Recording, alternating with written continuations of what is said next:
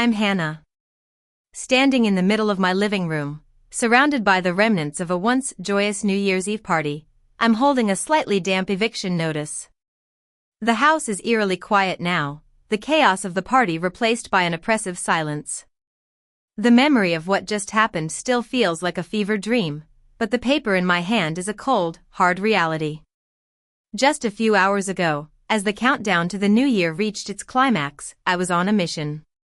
My mother-in-law, Vera, had insisted on throwing this party in my house, and it was the perfect stage for what I was about to do. The air was thick with the cloying scent of pine needles and cheap champagne, a combination that made my stomach turn. Everywhere I looked, the house was filled with glitter, noise, and people I hardly knew. My husband, Leo, was playing the perfect host, plastering a plastic smile on his face, pretending like our world wasn't on the verge of an explosion. 6 months ago, Vera moved in with us. Her husband, Leo's dad, had passed away the year before. She claimed that the big empty house was too much for her to handle, so she sold it and was supposed to find a nice little condo. We offered her our guest room, thinking it would be a temporary arrangement, just until she got back on her feet. Leo, bless his heart, thought it was the least we could do. "She's my mom, Hannah," he'd pleaded, "she's all alone." The first month was deceptively perfect. Vera was the model house guest. She cooked, she cleaned, and she complimented my decor. She'd call me the daughter she never had. It was all so sweet, so saccharine, that I should have known it was a trap. The cracks started to show in small ways.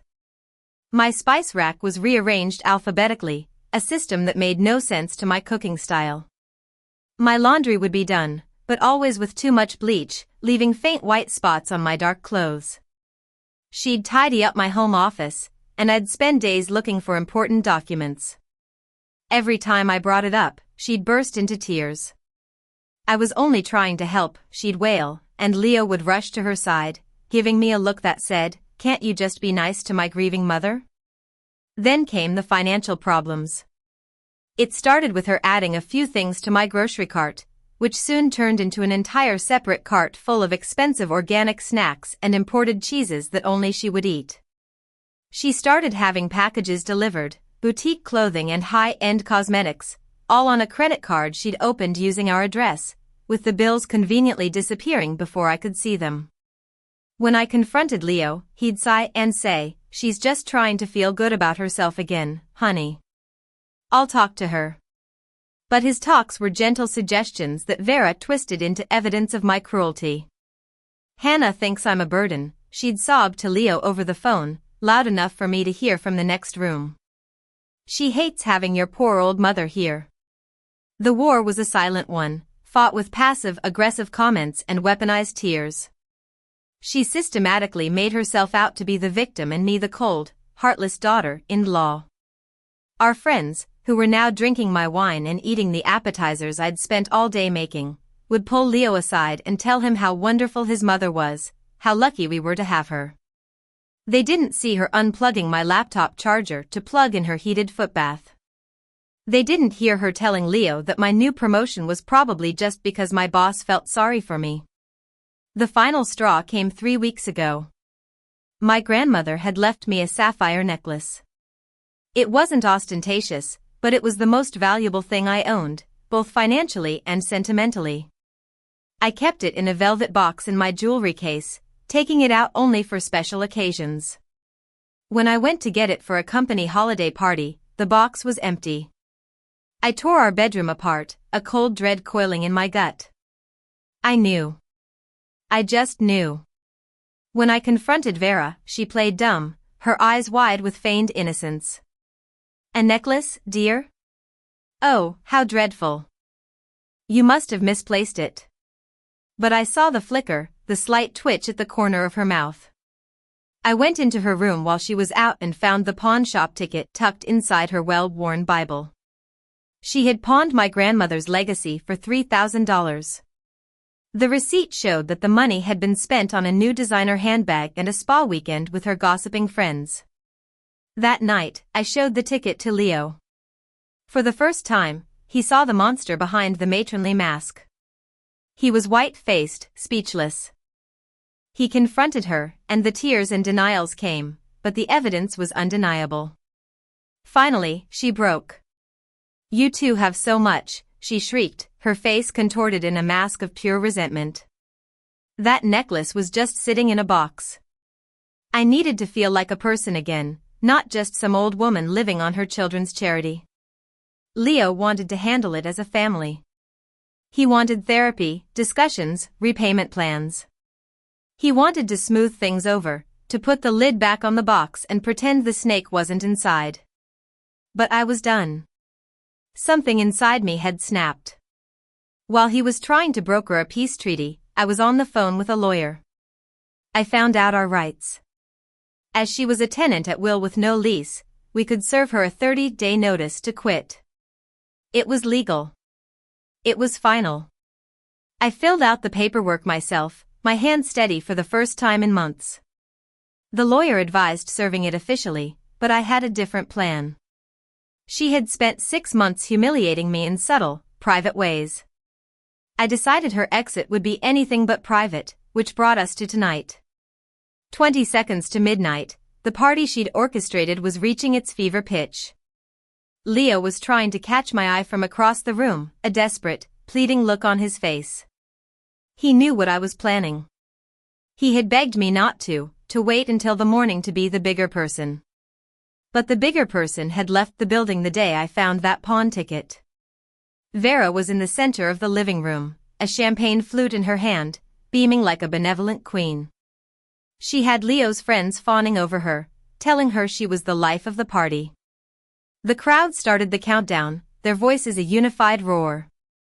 10, 9, 8. I pulled the envelope from my sleeve. It felt heavy, like a stone. 7, 6, 5. I started moving toward her, a clear path opening before me as if the sea itself were parting.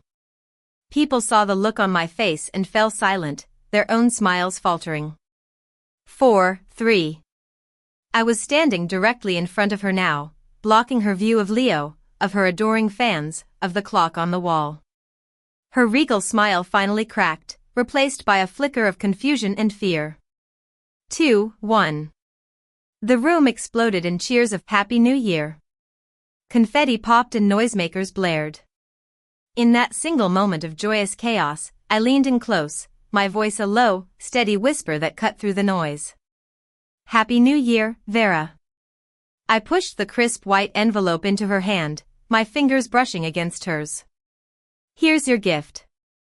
Her fingers, adorned with gaudy rings she'd bought with Leo's money, closed around the paper. For a beat, she just stared at me, a confused, almost pitying smile on her face, as if I'd committed some terrible social faux pas. The noise of the party swirled around our little bubble of silence. "Oh, Hannah, dear," she said, her voice dripping with condescension, loud enough for those nearby to hear. "You shouldn't have. A lovely card, I'm sure." She was playing to her audience, framing me as the earnest, but slightly clueless daughter-in-law. She held up the envelope for a few of her friends to see, a theatrical little flourish. "Isn't she sweet?" I didn't say a word. I just stood there, my expression as unyielding as granite, and watched. My silence was more unnerving to her than any shouting match could have been. The cogs were turning behind her eyes. This wasn't right. This wasn't part of her script. Her smile tightened. With a little self-conscious laugh, she slipped a perfectly manicured nail under the flap. The sound of tearing paper seemed to echo in the suddenly quiet room.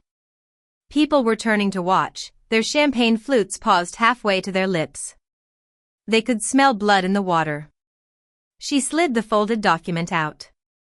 Her eyes scanned the first few lines, the bold, official-looking font at the top. I watched the color drain from her expertly made-up face.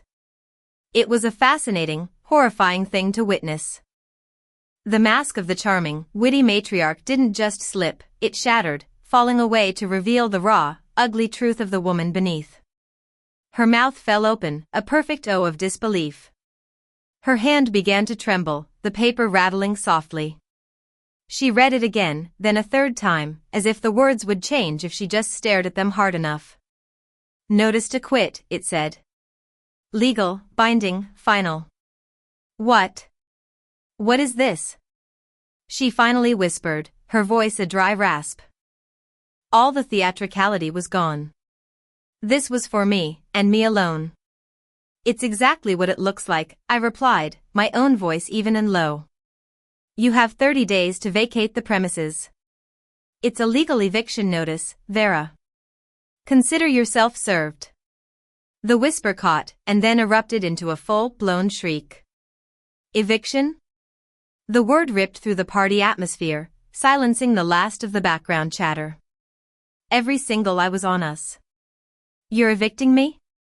She turned, her face a mask of outrage, looking for her son. Leo. Leo. Did you know about this? Your wife is throwing your grieving mother out onto the street. This was the moment of truth. Every fight, every argument, every tearful manipulation of the last 6 months had led to this. I saw Leo weaving his way through the frozen crowd, his face pale and grim. Vera's eyes lit up with hope. Her protector was coming. He would fix this. He would put his ungrateful wife back in her place and comfort his poor, victimized mother. She practically threw herself at him, clutching his arm. Leo, honey, tell me this is some kind of sick joke. Tell me your wife has lost her mind. Leo gently detached her hand from his arm. He looked past her, his gaze meeting mine. In his eyes, I saw exhaustion and regret, but also a flicker of the man I had married. A man of integrity. He turned back to his mother, and his voice was quiet, but carried in the dead silence of the room. It's not a joke, Mom. A collective gasp went through the crowd. Vera looked as if he'd slapped her. We can't do this anymore, he continued, his voice gaining strength. This is our home. Hannah is my wife. The stealing, the lies, it has to stop. I'm sorry it came to this, but you were given a choice. You chose the handbag. The mention of the handbag, the physical proof of her betrayal, sent a fresh wave of fury through her. Her face twisted into a snarl. How dare you? She spat, her voice venomous. After I sacrificed everything for you, I raised you, I cared for you, and this is the thanks I get? To be humiliated in front of all our friends by this. This cold-hearted snake you married? She pointed a trembling finger at me. She has bewitched you, turned you against your own mother. The spell was broken. Her audience, her loyal court, was shifting uncomfortably. They had come for a party, not a public execution. Some of her friends started whispering to each other. Others suddenly found the floor fascinating. They had seen the victim act for months, but seeing this raw, unhinged rage was something else entirely. They were seeing what I saw every single day. Vera sensed she was losing the room. The fury evaporated as quickly as it had appeared, replaced by the familiar, desperate performance of the martyr. Her shoulders slumped. A single, perfect tear traced a path through her foundation. Her voice broke into a pathetic sob. I can't believe this. My own son. She clutched her chest, her breathing suddenly becoming ragged and shallow. My heart. Oh, my heart. Her eyes rolled back in her head. Her body went limp, and she started to crumple toward the floor. Leo lunged forward to catch her, but he wasn't fast enough. She hit the hardwood with a sickening thud, her champagne flute shattering beside her. Chaos erupted. Someone screamed. Her friend Millie rushed forward yelling, "She has a heart condition. Somebody call 911." The next 10 minutes were a blur of panicked voices and flashing lights. While Leo and Millie fussed over Vera's prone form on the floor, I stood rooted to the spot, a cold, detached observer. My heart was pounding, but not with fear or concern. It was pounding with a chilling certainty. A heart condition? This was the first I'd ever heard of it. In 6 months of living under my roof, Vera had complained about everything from phantom gluten allergies to the tragic thinning of her hair, but never once had a heart condition been mentioned. It was another performance, a desperate, last-ditch effort to seize control of the narrative. Her grand finale. Leo was frantically on the phone with the 911 operator, his voice tight with panic. "Yes, my mother," she collapsed. "I think it might be a heart attack." People were scurrying out of the house, their New Year's cheer evaporating into awkward goodbyes and worried glances back at the scene. They didn't want to be witnesses to this family implosion. The party was officially over. The paramedics arrived with stunning speed, their heavy boots thudding on the hardwood floors I'd polished just that morning. They were professional and efficient, a whirlwind of blue uniforms and medical equipment that descended upon the living room. They hooked Vera up to monitors, her eyes still closed, a faint, pained moan escaping her lips every so often. I watched them work, my arms crossed over my chest. The eviction notice lay on the floor near the shattered glass, a forgotten casualty in the unfolding drama. One of the paramedics, a woman with kind, tired eyes, looked up at me. "Are you family?" "I'm her daughter-in-law," I said, my voice flat. "Do you know if she has any pre-existing conditions? High blood pressure? Angina?" "Not that she's ever mentioned to me," I said truthfully. Millie, who was hovering nearby, shot me a venomous look. "She keeps it private." "She doesn't like to be a burden," Millie hissed, loud enough for the paramedic to hear. "Her doctor's name is Dr. Foster. She's been seeing him for years about her arrhythmia." The paramedic nodded, making a note. Leo finished his call and rushed back to the scene. "They're taking her to stay. Luke's," he said to me, his face ashen. "I'm going with her." "You should. You should clean up here." The command, the casual assumption that I would be left to clean up the wreckage of her latest explosion, stung more than he could ever know. But I just nodded. Arguing now was pointless. They loaded Vera onto a gurney. Just before they wheeled her out, her eyelids fluttered open. Her gaze found mine across the room. There was no pain, no confusion. There was only pure, triumphant malice. A faint, almost imperceptible smirk played on her lips before her eyes rolled shut again. She knew. She knew she had won this round. She had turned my moment of victory into a public spectacle of her victimhood, and she'd done it flawlessly. After the ambulance pulled away, its sirens wailing into the first few minutes of the new year, an oppressive silence fell over the house. Only Millie remained, glaring at me from the doorway. "I hope you're happy, Hannah," she said, her voice dripping with poison. "You could have killed her." Then she turned and left, slamming the door behind her. I was alone. The house was a disaster zone of half-eaten food, spilled drinks, and deflating balloons. In the center of it all was a small puddle of champagne and the glittering shards of a broken flute. I slowly walked over and picked up the eviction notice. The corner was damp and slightly smudged, but the words were still clear. 30 days. The clock was ticking. I spent the next 2 hours cleaning. I worked with a methodical fury, scrubbing away every last trace of Vera and her party. It felt symbolic, like I was reclaiming my territory, sanitizing my home of her toxic presence. Around 3 a.m. My phone rang. It was Leo. "She's stable," he said, his voice thick with exhaustion. "They're keeping her overnight for observation. They said her EKG was a little irregular, but no signs of a heart attack. They think it was a syncopal episode, probably brought on by stress. A fainting spell." I almost laughed. "Stress?" I repeated, the word tasting like ash in my mouth. "Yes, I imagine being held accountable for your actions is incredibly stressful."